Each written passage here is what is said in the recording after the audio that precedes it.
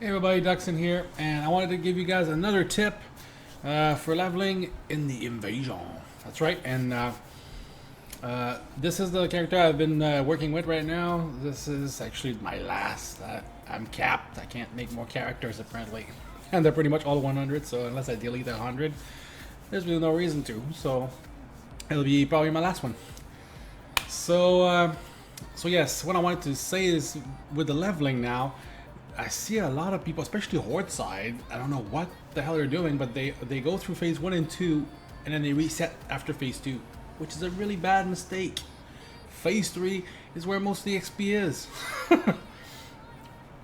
The reason being, as you go up in levels, the XP keeps growing and growing and growing, actually quite a bit, and the LT and the Commander one kind of staying at the very low level, like 20 to 15k a kill, because, and the reason being, I'm not 100% sure on this, but I'm actually pretty darn sure that it depends on the amount of tags applied to the target.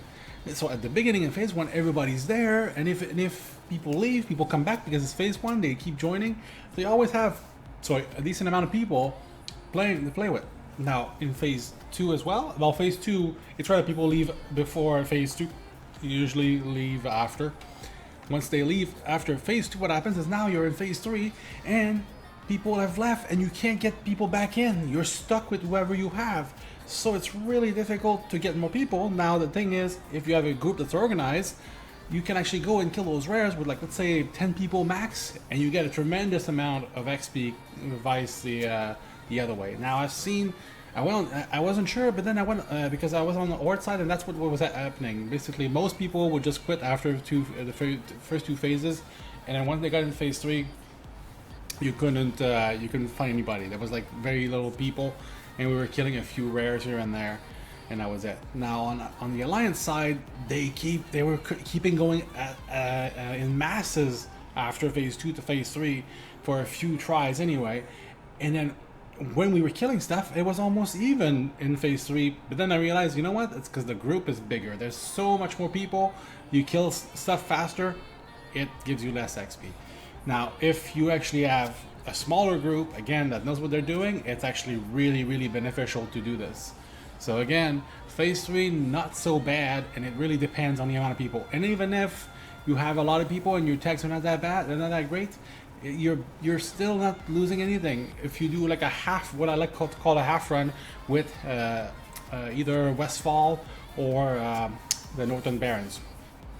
Northern Barrens, what I do is I go up north. There's 2 bosses up there all the time, like I keep saying, but people keep forgetting or keep like ignoring it. Even if it doesn't show on your mini map or your map, it still is. There's still 2 big rares up north. Once you've done those 2, you come back, and then there's a node to the south east that you can, it's right beside a structure. There's one there that you can kill, but what usually people will do is they'll wait a little longer and kill the Infernal that will spawn soon after. Once you kill the Infernal, go get the one that I just talked about at the structure, then that's your 4, and what I do after that, I just basically bike right back to the inn and log back in, and restart the whole time like this.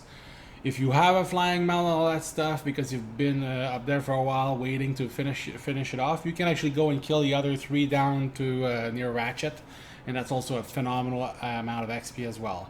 All you gotta do after that is to fly out of the zone, reset, come back. It's super easy.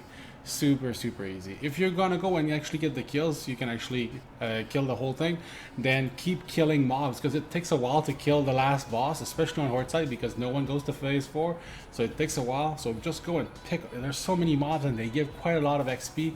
Just get a little bit of that. I mean, 10k for just a solo mob, it's not that bad. I mean, especially if you're just gonna wait forever to kill the last boss, you might as well do that. Just keep an eye on it, and when it's closed, go back and get your tag in, and then stay back to get like well, it varies. I've seen it about 100k, I've seen about 50k. It just depends, I guess, on your level and the amount of tags again, which will be low at that point because again, unless you get into a big raid of people that just all go to phase 4, which is rare right now, you should get a decent amount of XP from that. The other thing I want to talk about is the boxes. you get those boxes, don't open them because they are based on your level. So if you're level 60 when you open them, you're gonna get like basically the equivalent of what heirloom level would be for that level.